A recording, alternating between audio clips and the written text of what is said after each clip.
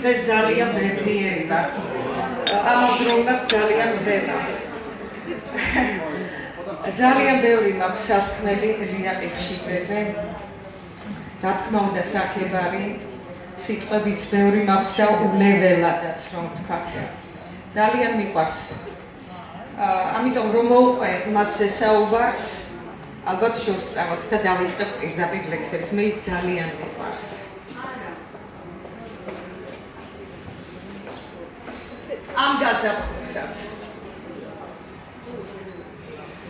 ამ გაზაფხულსაც ყვავილობის მოელის თოვა, ფერად ფურცლების ორომ ტრიალს აყვება ქროლვა, ამ სურნელებას ამ გაზაფხულს ფანტელს ყვავილთან, პეპელასავით ვაფარფატებ ფრთებზე დავისვა, ამ გაზაფხულსაც ყვავილობის მოელის თოვა, ფერად ფურცლების ხელნებით შენ ჩემთან მოხვალ.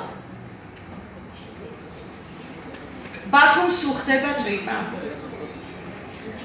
ბათუმს უხდება წვიმა. სველი ფერებით დგავდა.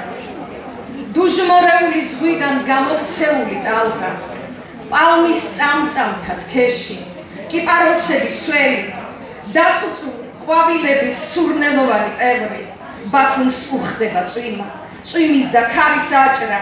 გაეფინება ზეცას გაბაცებული აფრა. ჩამოიქროლებს ქუჩად ვინმე შეშლილი ქალი, მკლავებს გაუშლის შხეფებს და ცას უბეში ჩაცლის, ბათუმს უხდება წვიმა.